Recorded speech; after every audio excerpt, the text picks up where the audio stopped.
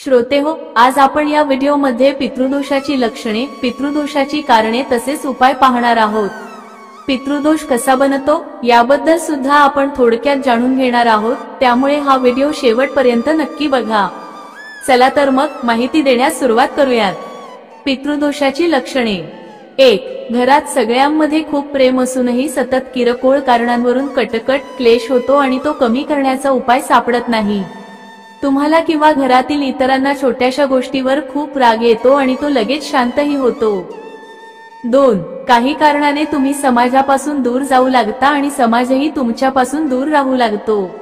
निमंत्रण आलं तरी जायची इच्छा होत नाही। घरी पाहुणे येणे कमी होते, नातेवाईकांशी दुरावा वाढतो। 3. तुमचं किंवा कुटुंबातील इतरांचं वय बरंच वाढलं असूनही लग्न होत नाही। बोलणी जरी सुरू झाली तरी शेवटच्या टप्प्यावर येऊन बिघडते। घरातील मुलींचंही वय वाढून गेलं तरी त्यांचं लग्न होत नाही। 4. कुटुंबात मुलींची संख्या जास्त असते किंवा फक्त मुलीच असतात, मुलगा होत नाही किंवा झाला तरी अयोग्य, असमर्थ ठरतो अशी समजूत दिसते। 5. शिक्षण, योग्यता उत्तम असूनही ना चांगली नोकरी, ना चांगला व्यवसाय, ना दुसरा स्थिर उत्पन्नाचा मार्ग। कसाबसा छोटा जॉब, व्यवसाय झाला तरी टिकणार नाही अशी भीती कायम। 6. कुटुंबातील एक किंवा अधिक सदस्य गंभीर आजारांनी त्रस्त असतात आणि त्यावर सतत खर्च होत राहतो। घरातील स्त्रियांचे वारंवार गर्भपात होणे किंवा एखाद्याचा अकाली मृत्यू होणे आणि त्यानंतर योग्य प्रकारे अंतिम संस्कार न होणे, अपूर्ण राहणे। 7. घरातील नळांच्या टोंट्यांतून पाणी सतत ठिबकणं, टोंटी बदलली तरी दुसऱ्या टोंटीतून ठिबकू लागतं। जेवणात वारंवार केस आढळणं, घरात कोळ्याची जाळी वारंवार लागणं, साफ केलं तरी पुन्हा लागणं। 8.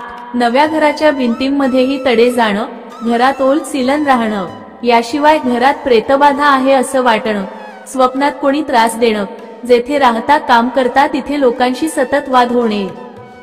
9. स्वतः निर्णय न घेता वारंवार इतरांची सल्ला घेण्याची वेळ येणं, हेही लक्षण मानले जाते। मित्रांनो, ही सर्व पितृदोषाची लक्षणं आहेत। अशी लक्षणं जाणवत असतील तर समजावं की पितृदोष आहे। पितृदोषाची कारणे। 1. पूर्वजांच्या मृत्यूनंतर योग्य प्रकारे अंतिम संस्कार न होणे, कुटुंबातील एखाद्याची प्रभावी प्रबळ इच्छा अधुरी राहणे आणि त्याचं निधन होणे।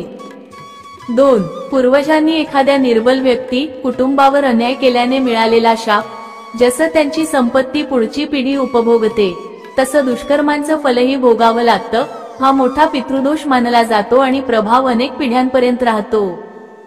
श्रोतेहो, जर तुमचा स्वामींवर पूर्ण विश्वास असेल तर कमेंटमध्ये श्री स्वामी समर्थ न विसरता लिहा। स्वामींच्या कृपेने तुमच्या सर्व समस्या व पितृदोष नक्कीच निघून जाईल।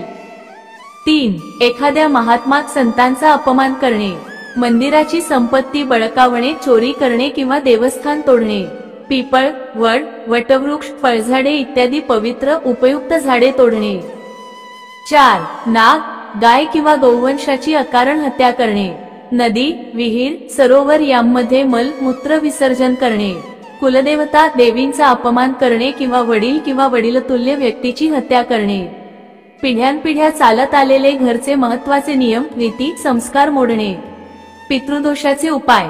1. पूर्वजांसाठी श्राद्ध, पिंडदान करणे। पूर्वजांच्या मृत्यूतिथी माहिती नसेल तर आश्विन कृष्ण पक्षातील सर्व पितृ अमावास्येला श्राद्ध अवश्य करणे। गुरुवारी सायंकाळी पिपळाच्या मुळाशी पाणी अर्पण करून 7 प्रदक्षिणा घालणे। 2. रोज सकाळी स्नानानंतर तांब्या भांड्यात शुद्ध पाण्यात रोली, कुंकू, तांदूळ, फूल घालून सूर्यदेवाला अर्घ्य देणे। शक्यतो अर्घ्यावर कोणाचा पाय पडू देऊ नका। रविवारीपासून सुरुवात करा।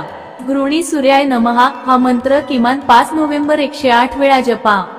सूर्योदयी कुशाच्या आसनावर उभं राहून सूर्याला निहारत गायत्री मंत्र जप करणं हितकारक मानतात। वडील जिवंत असतील तर त्यांचा सन्मान करणं अत्यावश्यक, तेव्हाच उपाय फलदायी मानतात। 3. शुक्ल पक्षाच्या पहिल्या शनिवारी सायंकाळी जटा असलेला पाण्याचा नारळ स्वतःवरून 7 वेळा उतरवून वाहत्या पाण्यात सोडा, पूर्वजांची क्षमा मागा आणि आशीर्वाद मागा। 4. गाईला गूळ, पिवळं धान्य खाऊ घाला, पांढरी गाय असेल तर उत्तम। घरच्या जेवणातील पहिली रोटी गाईच्या नावे काढा आणि कामावर जाताना गाईला भेटल्यास ती रोटी द्या। 5. पक्ष्यांसाठी 7 प्रकारचं धान्य, सप्तधान्य, कुत्र्यांसाठी रोटी नित्य द्या, राहू केतू शांत होतात अशी श्रद्धा आहे। 6. प्रत्येक गुरुवार व शनिवार पिपळाची पूजा करा, त्याच्या मुळाशी गोड पाणी घाला, तिळाच्या तेलाचा दिवा रोज शक्य असेल तर लावा, नसेल तर किमान पितृपक्षात पिपळाची 108 प्रदक्षिणा करा। 7. गाईला हिरवा चारा, पक्ष्यांना सप्तधान्य, कुत्र्यांना रोटी, मुंग्यांना साखरेचा पिठाचा चारा नित्य द्या। ब्राह्मण कन्यांना भोजन द्या, शक्य असल्यास गरजू कन्येचं कन्यादान, विवाहासाठी मदत करा। 8. आपल्या जात धर्माच्या नियमांचं पालन करा, ब्राह्मणांना गोदान, गायी संबंधित दान सेवा करा, पिपळ किंवा वडी वृक्ष लावा, घरात प्रेतबाधेचा भास होत असेल तर श्रीमद भागवत पारायण करा, सतत कृष्ण भक्तीने प्रेतबाधा निवळते अशी श्रद्धा आहे। 9. प्रत्येक अमावास्येला पितरांसाठी शुद्धतेने भोजन करा, भात, बुरा, साखर, तूप आणि 1 रोटी आणि ते गाईला खाऊ घाला, किंवा अमावास्येला पितरांच्या नावे कच्चं दूध, बत्ताशे, साखर, पांढरा कापड आणि आपल्या सामर्थ्यानुसार दक्षिणा मंदिरात किंवा योग्य ब्राह्मणाला द्या। 10. मानसिक अस्थिरता कमी करण्यासाठी चंद्र बळकट करणं महत्वाचं, शिवमंदिरात किंवा शिवमूर्ती समोर सकाळ सायंकाळ तत्पुरुषाय विद्महे महादेवायचं धीमहि तन्नो रुद्रः प्रचोदयात हा मंत्र दररोज 108 वेळा जपा, किमान सोमवार शनिवार अवश्य करा। माता जिवंत असतील तर त्यांच्या सन्मानासह हे उपाय करणे आवश्यक। 11. वर्षातून एकदा आई दुर्गेच्या सिद्धपीठांवर उदा, वैष्णोदेवी, ज्वालामाता, विंध्यवासिनी जाऊन पितृदोष शांतीची प्रार्थना करा। वृषभ, तुला लग्न किंवा राशी असल्यास हा उपाय विशेष उपयुक्त मानतात। 12. सोमवती अमावास्येला दुधाची खीर करून पितरांना अर्पण करा, किंवा प्रत्येक अमावास्येला एखाद्या ब्राह्मणाला पोटभर स्वादिष्ट भोजन आणि दक्षिणा द्या। ब्राह्मण देवगुरु बृहस्पती यांचे प्रतिनिधी मानतात, त्यांच्या कृपेने अनेक दोष शमतात अशी श्रद्धा। 13. प्रत्येक अमावास्येला पितरांच्या नावे शक्य तितक औषध, वस्त्र, भोजन दान करा। घरात गंगाजल आणि तुलसी नित्य सन्मानाने ठेवा। सूर्यग्रहण चंद्रग्रहण पाहू नका। 14. कालसर्पणी पितृदोष शांतीसाठी पहिल्या रोटीवर तूप घी लावून 4 तुकडे करा, प्रत्येक तुकड्यावर थोडं गोड साखर गूळ ठेवा, 1 तुकडा गाईला, दुसरा कुत्र्याला, तिसरा भिकाऱ्याला, चौथा कावळ्याला द्या। 15. असं मानतात की गाईला रोटी दिल्याने पितृदोष कमी होतो, कुत्र्याला रोटी दिल्याने शत्रुभय कमी होतं, कावळ्याला रोटी दिल्याने कालसर्प व पितृदोष शांत होतात, भिकाऱ्याला गरजूंना रोटी दिल्याने पैशांची तंगी कमी होऊन व्यवसाय सुधारतो। पितृदोष कसा बनतो? 1. जन्मकुंडलीतील पहिला, दुसरा, चौथा, 5वा, 7वा, 9वा किंवा 10व्या भावात सूर्य, राहू किंवा सूर्य शनी यांचा योग असेल तर तो पितृदोष मानतात। ज्या भावात हा योग असेल त्याचे फल कमी होतात किंवा नष्ट होतात। 2. राहू लग्नात आणि लग्नेश 6वा, 8वा किंवा 12वा भावात असेल तर पितृदोष तयार होतो। ज्या भावात पितृदोष बनतो त्या भावावर 6वा, 8वा, 12वा भावांच्या स्वामीची दृष्टी असेल तर हा प्रबल पितृदोष ठरतो। 3. सूर्य, चंद्र आणि लग्नेश यांचा राहूसोबत संबंध असला तरी पितृदोष मानतात।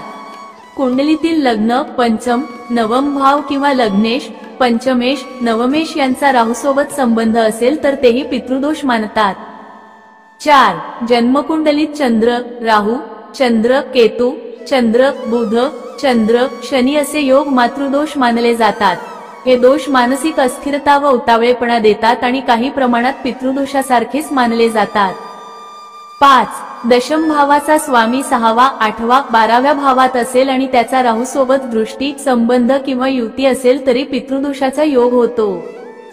6. 12व्या भावाचा स्वामी लग्नात, 8व्या भावाचा स्वामी 5व्या भावात आणि 10व्या भावाचा स्वामी 8व्या भावात असेल तरही पितृदोषी कुंडली मानतात। यामुळे धनहानी, शिक्षणात नुकसान, संतानासंबंधी कष्ट किंवा संतानामुळे कष्ट येऊ शकतात।